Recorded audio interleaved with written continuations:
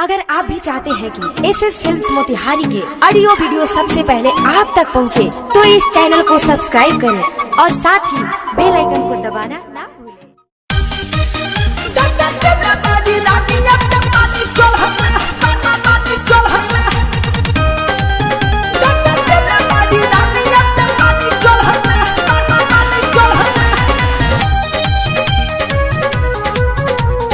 Music by Priyanshu Singh. अरे दादा रे दादा क्या बोल रहे? हम कैसे जिया ओ दादा बताइबो खुल के। हमार मलिया हमरा के छोड़ के चल गइले दादा। चुप रह रो मत आंटी भर जाएगी। आज जीना पाई मुझे यादवा दर्द बहुत होता। चार प्याला क्या रे? आज जीना पाई मुझे यादवा दर्द बहुत होता।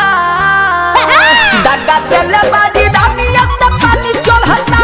दादा चले बाजी रानी अब तक पानी चल हटा। जाके कहती हम से दीवाना ललता। जाके कहती हम से दीवाना ललता। दादा चले बाजी रानी अब तक पानी चल हटा। दादा चले बाजी रानी अब तक पानी चल हटा। दादा चले बाजी रानी अब तक पानी चल हटा। पानी चल हटा। दादा चले बाजी रानी अब तक पानी चल हटा। पानी चल हटा। पानी चल हटा। अरे का कहिए बुलेट भाई, ए सौरभ भैया हमरा से रात भर बतियावत रहलकिया। जानू सोना जान कट के बोलावत रहलकिया। सारा हमरा घर के पढ़ाई के पैसा खा गइल, हमरा के छोड़ देलक। पानी काट ले लेना टाका 10 पड़ता। अरे पानी काट ले लेना टाका 10 पड़ता। दादा चले बाजी रानी अब तक पानी चल हटा। दादा चले बाजी रानी अब तक पानी चल हटा। जाके कहती हम से दीवाना ललता।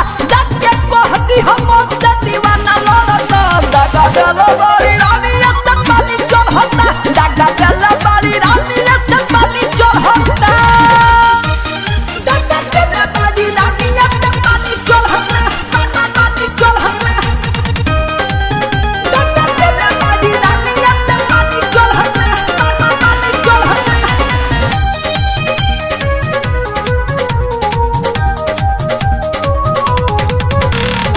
अरे का कहिए भाई, कितना दर्द बा हमरा दिल में। ओकरा बिना कैसे जियल जाए। अब तनिए के कोनो उपाय लगाओ जाए भाई। कि गम के डोज से रोज रोज मारता। हाँ ठीक कहता अरे है। गम के डोज से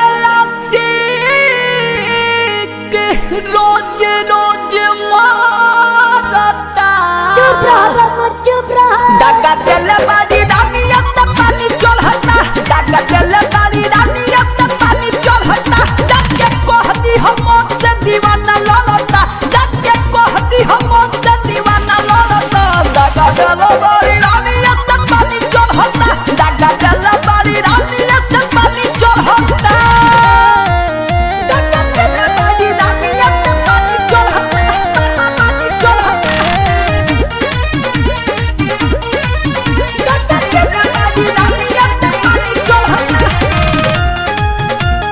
पानी चल हटा। पानी चल हटा। अरे पहले हम का जाननी कि हम कहीं धोखा दी। जानत रहती तो कबो एकरा से प्यार न करती। ओकरा आँख में तनिको लाज नहीं के, ओकरा तनिको फर्क नहीं के पड़ते भाई। हमरा से एक बार मिलवा दो जाओ के, न तो मर जाए।